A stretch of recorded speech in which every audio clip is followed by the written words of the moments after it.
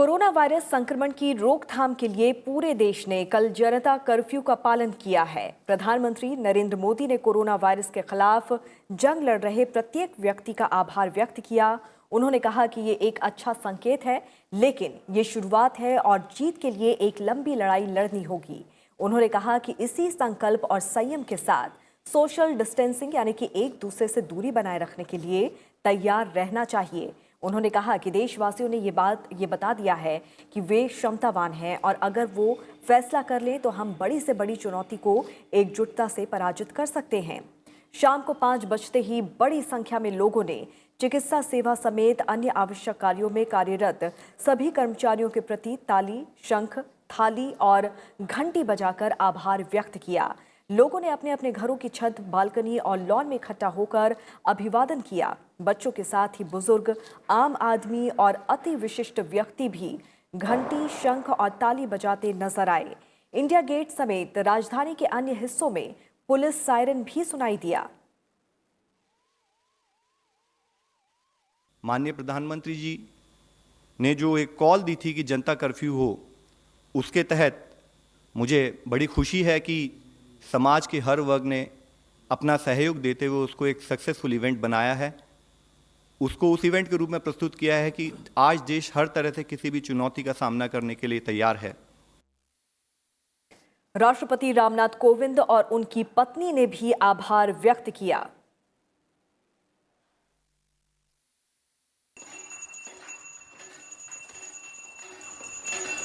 उपराष्ट्रपति एम वेंकैया नायडू ने कल शाम 5 बजे अपने निवास पर कोरोना वायरस के विरुद्ध लड़ाई में अग्रिम पंक्ति में खड़े डॉक्टर्स, आवश्यक जन सेवाओं में लगे कर्मचारियों और मीडिया कर्मियों का करतल ध्वनि से कृतज्ञ अभिवादन किया। उन्होंने ट्वीट कर कहा कि कोरोना वायरस की चुनौती का समाधान निकालने में लगे सभी देशवासियों का उनकी निस्वार्थ सेवा और संकल्प के लिए कृतज्ञ अभिनंदन करता हूँ। आइए इस चुनौती का मिलकर सामना करें, सामाजिक व्यवहार में दूरी रखें और यथासंभव सावधानी बरतें, स्वस्थ रहें, सुरक्षित रहें।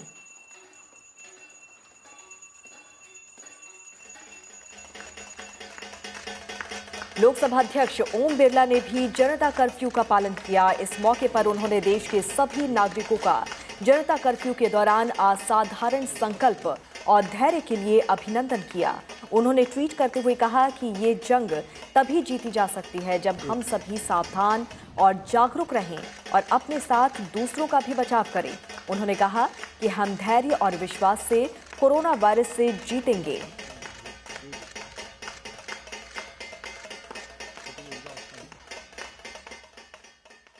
राज्यसभा के उपसभापति हरिवंश ने भी लोगों से खास सावधानी बरतने की अपील की है। कुछ बड़े लोग और इलिट लोग और प्रभावी जो माने जाते हैं समाज में, वो लंदन से आते हैं और बिना बताए जाकर के सार्वजनिक कार्यक्रमों में भाग लेते हैं और उसमें देश का इलिट क्लास चाहता है। यह आपराधिक कृत्य है ऐसे लोगों का। उनको इसकी सख्त सजा भी मिलनी चाहिए, क्योंकि ये कहीं आप कल्पना नहीं कर सकते कि इस तरह की जब सेंसिटिव स्थिति हो, इस तरह की चुनौतीपूर्ण और खतरे की स्थिति हो, तो इस तरह से पूरे समाज को खतरे में डाला जाए। इसलिए हम लोगों को एक एक व्यक्ति को चौकस होना पड़ेगा। सफाई से लेकर हर जो सावधानी WHO से लेकर भारत सरकार ने बताया, राज्य सरकारों ने जो निर्देश बताए, उनका खुद अनुपालन करें, तभी हम इस चीज से निकल सकते हैं। और हम अगर मिलकर काम करें तो हम निश्चित रूप से कामयाब होंगे। केंद्रीय मंत्री राजनाथ सिंह, प्रकाश जावड़ेकर, धर्मेंद्र प्रधान, निर्मला सीतारमण और बीजेपी अध्यक्ष जगत प्रकाश नड्डा ने भी अपने अपने घरों के सामने तालियां बजाकर आभार व्यक्त किया। बीजेपी अध्यक्ष JP नड्डा ने रविवार को प्रधानमंत्री नरेंद्र मोदी की अपील पर जनता कर्फ्यू का पालन करने पर लोगों की सराहना की।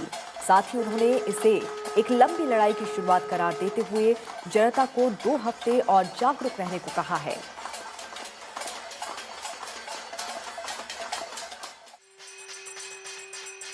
प्रधानमंत्री नरेंद्र मोदी ने गुरुवार को राष्ट्र के नाम संबोधन में लोगों से जनता कर्फ्यू की अपील की थी।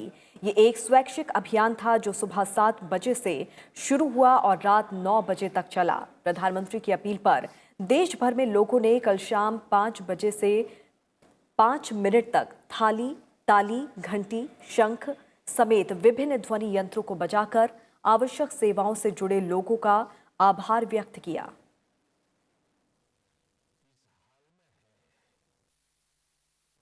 प्रधानमंत्री नरेंद्र मोदी की मां हीराबेन ने अपने घर पर ही थाली बजाकर उन सभी का आभार प्रकट किया जो कोरोना वायरस की वैश्विक महामारी के बीच लोगों को आवश्यक सेवाएं पहुंचा रहे हैं।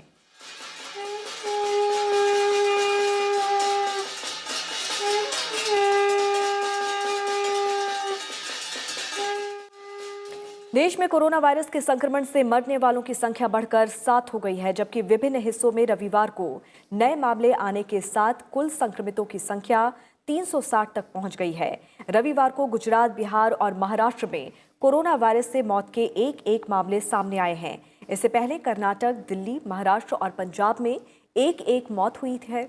देश भर में कोरोना वायरस से संदिग्ध मरीजों का टेस्ट करने के लिए 111 लैब्स ऑपरेशनल हो गई हैं। सरकार की कोशिश ज्यादा से ज्यादा टेस्ट करने की व्यवस्था की है।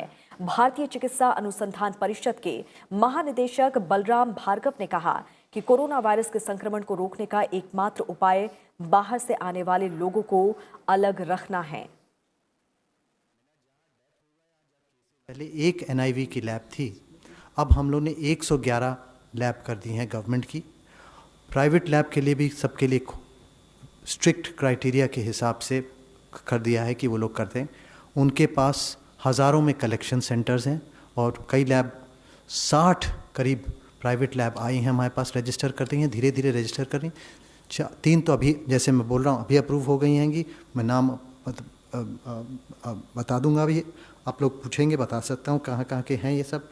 और इसमें मैं ये बताना चाहता हूँ कि इस समय पर वीक जैसे आप USA का देखें तो उन्होंने 26,000 टेस्ट पर वीक किए हैं। हमारे पास इस समय गवर्नमेंट सिस्टम में भी 60-70 हज़ार पर वीक करने की क्षमता है और इसको हम बढ़ा भी सकते हैं और प्राइवेट से और बढ़ सकती है।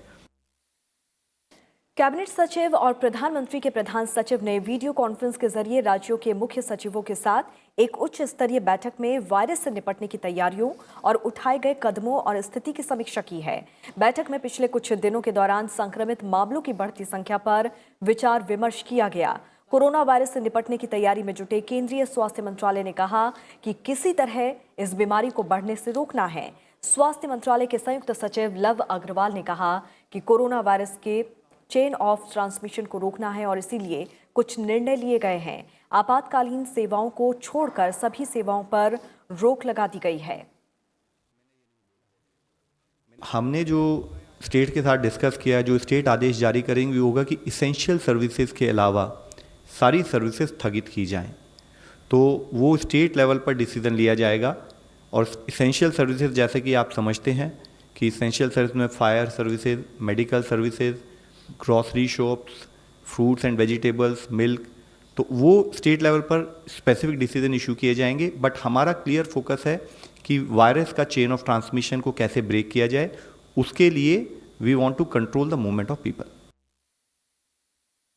कोरोना पर पाबंदी के लिए दिल्ली, हरियाणा, उत्तर प्रदेश के 15 जिले, उत्तराखंड, राजस्थान, पंजाब, चंडीगढ़, बिहार और झारखंड समेत कई राज्यों और केंद्र शासित प्रदेशों में लॉकडाउन कर दिया गया है। राजधानी दिल्ली में इस दौरान आवश्यक सेवाओं पर कोई पाबंदी नहीं होगी। इस दौरान दिल्ली की सभी सीमाएं सील रहेंगी, लेकिन आवश्यक वस्तुओं को लाने ले जाने पर रोक नहीं होगी।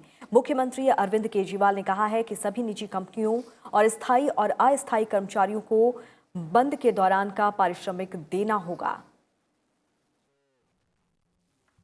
इस लॉकडाउन के तहत कोई भी पब्लिक ट्रांसपोर्ट सर्विस अलाउ नहीं की जाएगी। इसमें प्राइवेट बसें, taxi, auto rickshaw, rickshaw, e rickshaw ये अलाउ नहीं की जाएंगी, ये बंद होंगी। DTC की बसें 25% चलेंगी और वो इसलिए ताकि जो एसेंशियल सर्विसेज प्रोवाइड करने वाले लोग हैं दिल्ली के अंदर वो अपने अपने गंतव्य स्थान पे जा सकें। दिल्ली के सारे शॉप्स, बाज़ार, commercial establishment, factory, workshop, office, godown, weekly बाज़ार ये सब बंद रहेंगे। दिल्ली से सटे हुए सारे स्टेट्स के साथ जो दिल्ली के बॉर्डर्स हैं ये बॉर्डर्स सील कर दिए जाएंगे, एक्सेप्ट जो एसेंशियल आइटम्स आने हैं। मान लीजिए पड़ोसी राज्य से दूध आ रहा है, सब्जियां आ रही हैं, खाने पीने का सामान आ रहा है, जो एसेंशियल आइटम्स हैं केवल वो अलाउ किए जाएंगे, बाकी बॉर्डर्स सील कर दिए जा रहे हैं। इंटरस्टेट बसेस, ट्रेन्स और मेट्रो सर्विसेज ये भी सस्पेंड की जा रही हैं। सभी डोमेस्टिक और इंटरनेशनल फ्लाइट्स दिल्ली में जो आ रही हैं वो सारी सस्पेंड की जा रही हैं। कंस्ट्रक्शन एक्टिविटी सारी दिल्ली के अंदर बंद की जा रही है। जितने रिलीजियस प्लेसेस हैं किसी भी धर्म के हों वो सारे बंद किए जा रहे हैं। और सभी लोगों से ये निवेदन है कि वो ज़्यादा से ज़्यादा अपने घर में रहें। पूरी दुनिया से जो हमें सीखने को मिला वो यही कि जितना आप कम से कम बाहर निकलेंगे, जितना आप कम से कम दुनिया के संपर्क में आएंगे, उतना हम अपने आप को बचा सकते हैं। कोरोना वायरस की चुनौतियों से निपटने के लिए उत्तर प्रदेश के मुख्यमंत्री योगी आदित्यनाथ ने लखनऊ, गोरखपुर, कानपुर समेत 16 जिलों को लॉकडाउन कर दिया है। इन जिलों की समीक्षा की जाएगी और जरूरत पड़ने पर लॉकडाउन आगे बढ़ाया जाएगा। हर धार्मिक स्थल के बाहर हम लोगों ने बड़े बड़े होर्डिंग्स, पोस्टर आदि चस्पा कर दिए हैं। लोग उस सावधानी को देखें।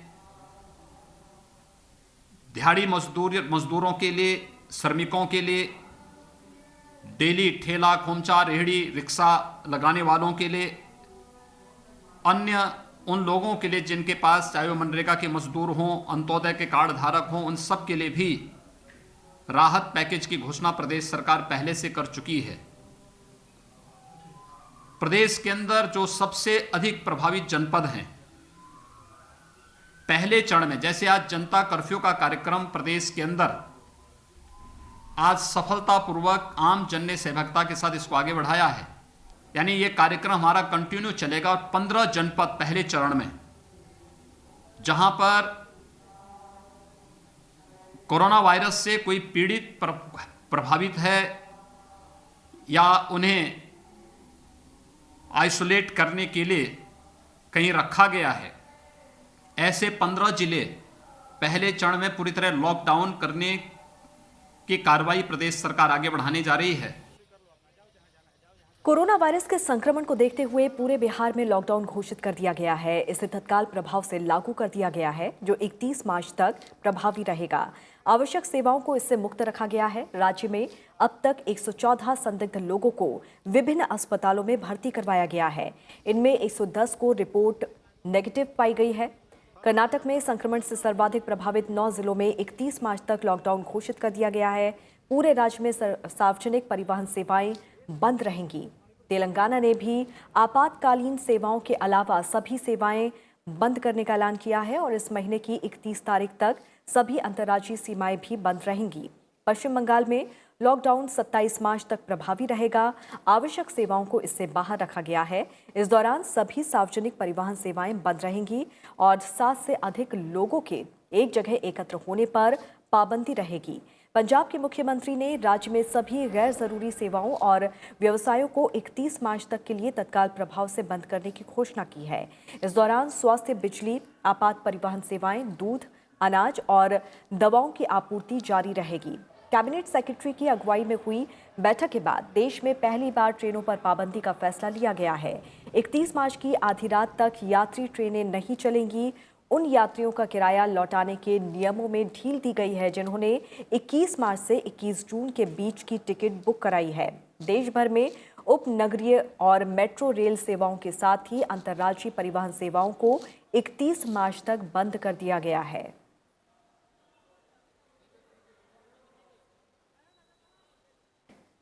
कोरोना वायरस को लेकर पूरे देश में कई तरह के कदम यहां पर उठाए गए हैं। 21-31 तारीख तक कई जगह लॉकडाउन की घोषणा भी की गई है और लोगों से ये अपील की गई है कि वो अपने घर में ही रहें, घर से बाहर ना निकलें। और इस मामले में और अधिक जानकारी के साथ हमारे संवाददाता रविंद्र सिंह चौहान इस वक्त हमारे साथ फोन लाइन पर मौजूद हैं। रविंद्र, कोरोना वायरस के खिलाफ लंबी लड़ाई के लिए अब पूरे देश ने जनता कर्फ्यू को सफल बनाया है, तो वहीं दूसरी तरफ प्रधानमंत्री नरेंद्र मोदी ने केंद्र और राज्य सरकारों के दिशा निर्देशों का पालन करने की भी आम जनता से अपील की है। कितना असर यहाँ पर आप देख पा रहे हैं लोगों में?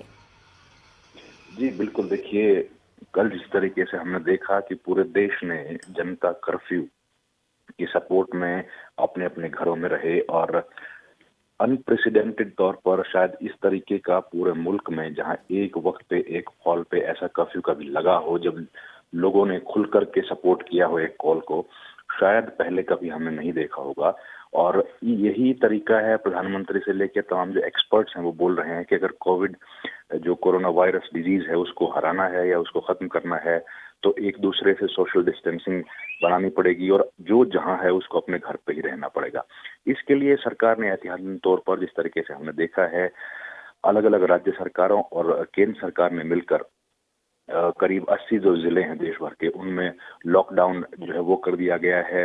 लेकिन इस लॉकडाउन में समझने की जरूरत है कि किसी को कुछ घबराने की जरूरत नहीं है। तमाम जो सुविधाएं एक आम आदमी को चाहिए अपनी जिंदगी बसर करने के लिए, वो तमाम एसेंशियल कमोडिटीज उनको मिलेंगी। जो भी चीज उनको जरूरत है, दूध, पानी, चाय, हर चीज की सप्लाई जो है वो बाधित नहीं होगी, वो तमाम चीजें बिल्कुल, मिलती तमाम जो रहेंगी। ज़रूरी सेवाएं हैं वो बाधित नहीं होंगी और लोगों को डरने की, घबराने की ज़रूरत नहीं है। बहुत बहुत शुक्रिया रविंद्र तमाम जानकारी के लिए। बांग्लादेश ने रविवार को दक्षिण एशियाई क्षेत्रीय सहयोग संघ यानी कि सार्क देशों के लिए बनाए गए कोरोना आपात कोष में $15 लाख का योगदान करने की प्रतिबद्धता जताई है। प्रधानमंत्री नरेंद्र मोदी ने सार्क देशों में कोविड-19 के प्रसार को रोकने और उससे मुकाबला करने में मदद के लिए इस कोष का ऐलान किया था। भारत ने सबसे पहले कोरोना वायरस से मुकाबले के लिए दक्षेस आपात कोष में $1 करोड़ का योगदान करने की घोषणा की। उसके बाद नेपाल और अफगानिस्तान ने 10-10 लाख डॉलर और मालदीव और भूटान ने क्रमशः 2 लाख और $1 लाख देने की घोषणा की है। फिलहाल पाकिस्तान और श्रीलंका की तरफ से अभी तक कोष में योगदान की घोषणा नहीं की गई है। इस बीच दुनिया भर में कोरोना वायरस से मरने वालों का आंकड़ा 14,000 के पार पहुंच गया है। कोरोना वायरस से संक्रमित मरीजों की संख्या 3 लाख के पार पहुंच गई है। यूरोप में हालत बेहद खराब है। एक दिन में स्पेन में 394 मौतें हुई हैं। वहीं इटली की बात करें तो इटली में रविवार को 651 और कोरोना संक्रमितों की मौत हुई है। इसके साथ ही कोरोना वायरस संक्रमण से मौत के मामले में इटली दुनिया में करीब 5500 मौतों के साथ सबसे ऊपर है। हालांकि इटली में कोरोना वायरस संक्रमण से शनिवार को हुई 793 मौतों के मुकाबले रविवार को कम लोगों की जान गई।